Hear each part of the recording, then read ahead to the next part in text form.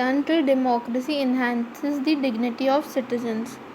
Now continuing from here only, as we discussed above, democracy is based on the principle of political equality, on recognizing that the poorest and the least educated has some status as the rich and educated.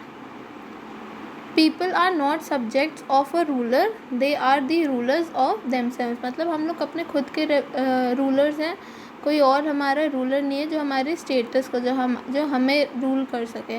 They can only rule us by a democratic system, but not undemocratically. We are not slaves of any person.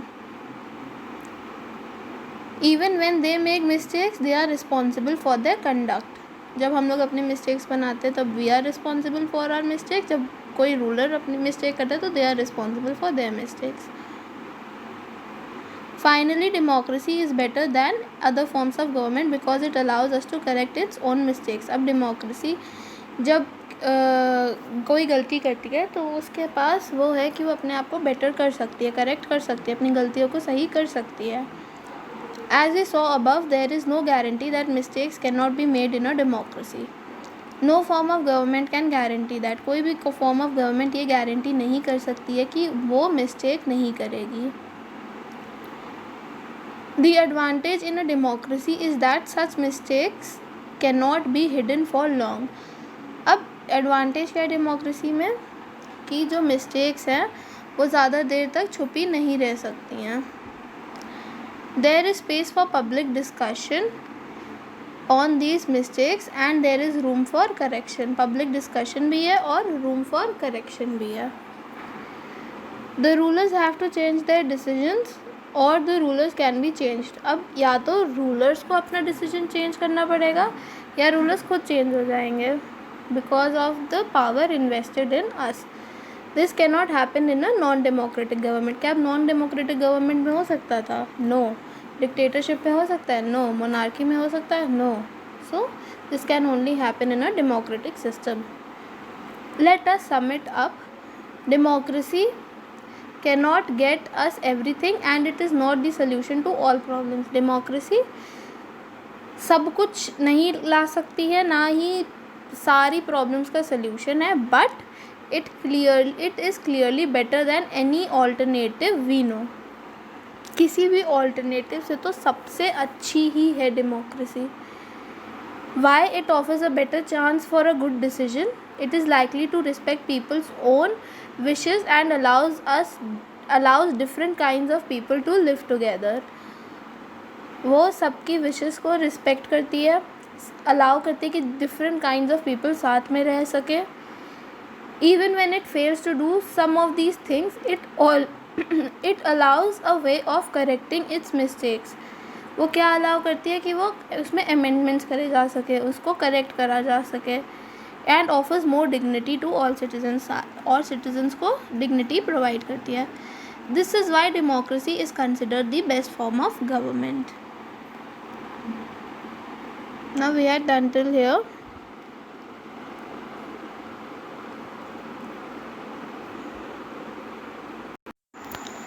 Now coming to read the cartoon. 50 glorious years, you can see the newspaper over here. So this was a celebration for all this. The famous cartoon by R.K. Lakshman comments on the celebrations of the 50 years of independence. How many images do you recognize? How do many common people feel the way the common man does in this cartoon? Now there are many political figures in these cartoons. We can see Jawaharlal Nehru, and the TV is going on with industrial growth, economic progress, trade. Everybody is promising something, but the common man feels that this is not the idea, this is not the true reality. So let's form your own views on this. Now coming to broader meanings of democracy. In this chapter we have considered the meaning of democracy in a limited and descriptive sense. We have understood democracy as a form of government. अब हम समझ गए कि democracy is a form of government and it is the best form of government. This way of defining democracy helps us to identify a clear set of minimal features that a democracy must have. अभी तक जो हमने पढ़ा है कहीं ना कहीं उसने हमारा जो माइंड है उसको ब्रॉड करा है, उसको और ब्रॉड करा है ताकि पूरा एक डेफिनेशन में कितना लूप होल्स हो सकते हैं, कितना उसमें क्राइटेरिया हो सकता है कि जो नेशंस उसका फ़ायदा उठा रहे हैं. सो वी नो दैट किसमें अब किस टाइप के पीपल होने चाहिए, किस टाइप के रूलर्स होने चाहिए. So we all know this. These examples were very helpful. So this way of defining democracy helps us to identify a clear set of minimal features that a democracy must have. तो ये कुछ minimal मतलब कम minimum थे features कि एक democracy में जो होने ही होने चाहिए. You have the most common form that democracy takes us in our times is that of a representative democracy. You have already read about this in the previous classes. In the countries we call democracy, all the people do not rule. A majority is allowed to take decisions on behalf of all the people. Representatives, because we elect our representatives, वही representatives हमारे लिए decision लेते हैं. Even the majority does not rule directly. अब जो majority होती है वो भी directly नहीं rule करती है. The majority of people rule through their elected representatives. अब जो majority होती है वो भी अपने elected representatives के ही through rule करती है. This becomes necessary because modern democracies involve such a large number of people that it is physically impossible for them to sit together and take a collective decision. और जो modern democracies हैं उसमें इतने सारे just see the population of anywhere in a third world country. So उसमें जो population है वो बहुत ही ज़्यादा है, तो इतना possible नहीं है कि एक decision ले पाए unanimously. Okay. So it is physically impossible for them to sit together and take a collective decision. एक collective decision लिया ही नहीं जा सकता है. Even if they could, the citizen does not have the time, the desire or the skills to take part in all the decisions. अब some politicians, they are politically trained. They have skills to deal.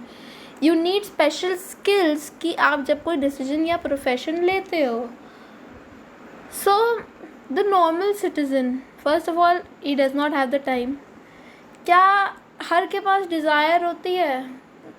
हर इंसान के पास desire नहीं होती कि वो अपनी country के लिए politically कुछ करे. Then the most important part, skills. If anyone is, किसी को भी ऐसे तो चुन नहीं लिया जाता कि no, you are the head of the country. No, you should qualify some skills. You should know what is the working. आपको कैसा काम करना चाहिए, आपके पास skills है कि नहीं है. This gives us a clear but minimal understanding of a democracy. This clarity helps us to distinguish democracies from non-democracies. अब ये जो चीज़ है वो हमें क्या वो रिज़ल्ट देते हैं कि हम एक डेमोक्रेसी और नॉन डेमोक्रेसी को डिफ्रेंशिएट कर सकें. But it does not allow us to distinguish between a democracy and a good democracy. अब हम गुड डेमोक्रेसी और डेमोक्रेसी को कैसे डिफ्रेंशिएट करें. It does not allows us to see the operation of democracy beyond government. अब government के beyond हमें democracy भी तो देखनी है. For this we need to turn broader meanings of democracy. अब ये चीज़ करने के लिए हमें broader meanings चाहिए democracy. For this we need to turn to broader meanings of democracy. मतलब जो democracy का meaning है उसको हमें और broad करना पड़ेगा ताकि we can acknowledge more. Sometimes we use democracy for organizations other than the government. अब कई बार we use democracy for organizations other than the government, मतलब government से हट के. Just read the statements. We are a very democratic family. Whenever a decision has to be taken, we all sit down and arrive at a consensus. My opinion matters as much as my father's. Now second point, I don't like teachers who do not allow students to speak and ask questions in the class. I would like to have teachers with democratic temperament. मतलब थोड़ा सा tolerance होना. One leader and his family members decide everything in this party. How can they talk of democracy? Now, these ways of using the word democracy go back to its basic sense of a method of taking decisions. A democratic decision involves consultation with and consent of all those who are affected by that decision. अब democracy क्या involve करती है? Democracy involves consultation और consent उनके जिनसे वो affect हो रहा है. तो those who are not powerful have the same say in taking the decision as those who are powerful. मतलब जो पावरफुल है उनका भी सेम से है और जो कम पावरफुल है उनका भी सेम से है. They are all equal. This can apply to a government or a family or any other organisation. Thus, democracy is also a principle that can be applied to any sphere of life. मतलब हम किसी भी sphere में, जैसे ये these three examples were good, कि हम किसी भी sphere में democracy apply कर सकते हैं. Sometimes we use the words democracy not to describe any existing government, but to set up an ideal standard that all democracies must aim to become. अब कभी कभी हम डेमोक्रेसी को डिस्क्राइब करते हैं एग्जिस्टिंग गवर्नमेंट में नहीं, बट एक जो आइडियल स्टैंडर्ड होना चाहिए डेमोक्रेसी का उसमें. True democracy will come to this country only when no one goes hungry to bed. ना दिस इज़ बेसिकली कि हम कब कब डेमोक्रेसी यूज़ करते हैं. In a democracy, every citizen must be able to play equal role in decision making. For this, you don't need just an equal right to vote. Every citizen needs to have equal information, basic education, equal resources and a lot of commitment. This point is really good. कि एक ideal government में क्या होना चाहिए, एक ideal democratic country में क्या होना चाहिए. सबसे पहला कि एक फिलोसफिकल वो कि एक ट्रू डेमोक्रेसी उस कंट्री को तब बुलाया जाएगा जब वहाँ पे कोई भूखा नहीं सो रहा है. सेकेंड पॉइंट कि इक्वल राइट्स क्या, मतलब इक्वल राइट्स क्या एक वो हैं, क्या हमें वहीं रुक जाना चाहिए? क्योंकि अगर सबको इक्वल राइट्स प्रोवाइड हो रहे हैं वोट के, क्या हमें वहीं रुक जाना चाहिए? नो. इक्वल राइट्स का मतलब तभी है कि जब सबको equal education, equal information, basic education, equal resources और अ लॉट ऑफ कमिटमेंट मिलता है, तभी then it all will be equal. Okay. Now please if you have any doubt, आप अपने वीडियो भी पॉज करके उसी समय यू कैन आस्क, क्योंकि जब तक वीडियो ख़त्म होती है तब तक कई डाउट्स ऐसे होते हैं जो मन में रह जाते हैं पर आप बोल नहीं पाते, भूल जाते हो, बाद में याद आते हैं इन अ टेस्ट और whatsoever. So it is important कि आप वीडियो देखें. जहाँ पे आपको डाउट लगे हल्का सा भी, you can just pause the video, go to my group, ask the doubt and please शर्माना वर्माना नहीं. I actually adore those kids who ask doubts, because सबके पास गट्स नहीं होते डाउट्स पूछने के, वो भी ग्रुप पे. सिर्फ उन्हीं के पास होते हैं जो दे आर वेरी कॉन्फिडेंट. और even if you are not confident, मैं आपकी शक्ल भी नहीं जानती हूँ, but I adore the children who ask doubts. अब कोई भी फालतू से डाउट नहीं पूछ लेना. The doubt should have some meaning also, कि मेरे को भी लगे हाँ भैया इस बंदे ने पढ़ा है.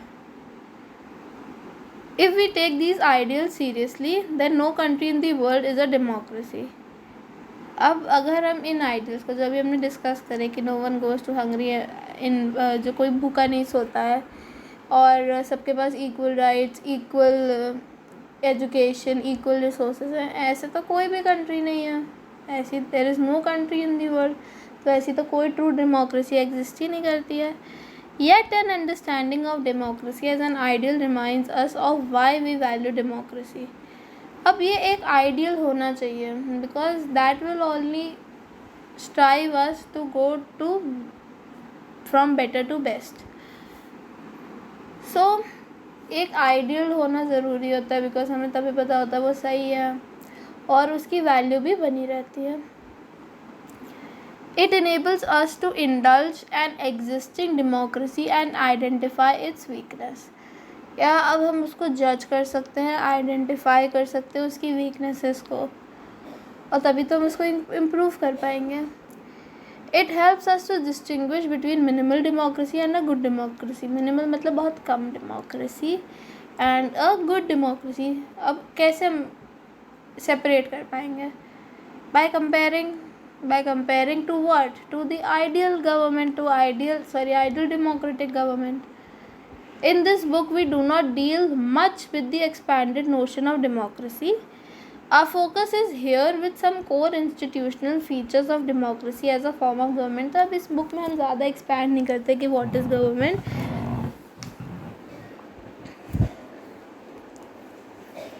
So next year you will read more about a democracy, democratic society, and ways of evaluating our democracy. At this stage, we just need to note that democracy can apply to many spheres of life. अब इस stage पे हमें सिर्फ ये चाहिए कि हम democracy को किसी भी स्फेयर ऑफ लाइफ में अप्लाई कर सकते हैं, like the examples we red.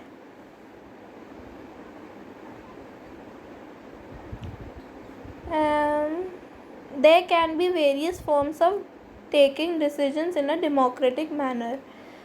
अब काफ़ी सारे वेज हो सकते हैं और काफ़ी सारे डिसीजंस हो सकते हैं जो आप डेमोक्रेटिक मैनर में लें, as long as the basic principle of consultation on an equal basis is accepted. कि जिससे कंसल्ट किससे करते हैं? जो लोग इफ़ेक्ट हो रहे हैं आपके डिसीजन से, तो कंसल्ट करो और सबका इक्वल से हो, तो तब तक it is okay, it is all right. The most common form of democracy in today's world is rule through people's elected representatives. So it is the most common form. क्या है? Consultation on an equal basis is accepted. People's elected representatives. We shall read more about that in chapter 3, but if the community is small, there can be other ways of taking democratic decisions. All the people can sit together and take decisions directly. This is how Gram Sabha should work in a village. Can you think of some other democratic ways of decision making? क्या आप सोच सकते हैं कोई और methods in a democratic way कि जिससे decision making लिया जा सके?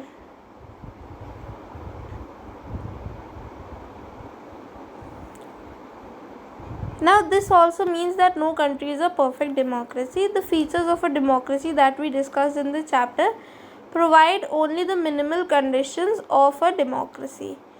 अब हमने भी जैसे बात करी कि कोई भी डेमोक्रेटिक कंट्री तो परफेक्ट है ही नहीं, और जो फीचर्स जो हम लोगों ने इस चैप्टर में डिस्कस करे वो भी अभी डेमोक्रेसी को डिफाइन करने के लिए मिनिमम ही है.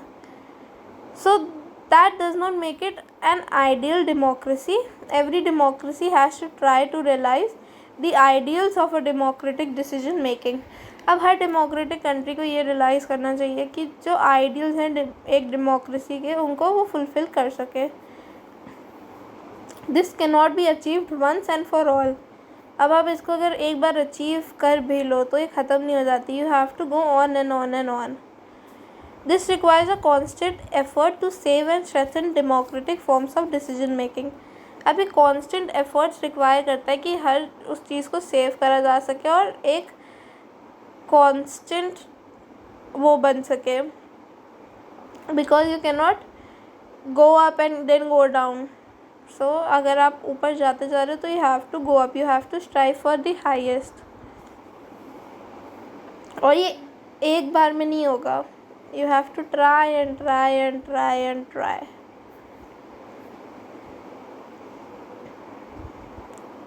This requires a constant effort to save and strengthen democratic forms of decision making. What we do as citizens can make a difference to making our country more or less democratic. अब जो हम actions करते हैं वो depend करता है कि हम अपनी country को ज़्यादा democratic बना रहे हैं कि कम democratic बना रहे हैं. This is the strength and the weakness of democracy. The fate of the country depends not just on what the rulers do, but mainly on what we, the citizens, do. अब जो fate होता है वो democracy का, वो सिर्फ rulers नहीं decide करते हैं बल्कि हम लोग खुद भी डिसाइड करते हैं, the citizens. This is what distinguish democracy from other governments. अब यही बात है कि डेमोक्रेसी अलग है बाकी फॉर्म्स ऑफ गवर्नमेंट से, बल्कि ऐसे तो बहुत सारे एग्जांपल्स हैं, मतलब बहुत सारी चीज़ें जो एक डेमोक्रेसी को अदर फॉर्म्स ऑफ गवर्नमेंट से अलग करती हैं, बट एक ये भी रीज़न है।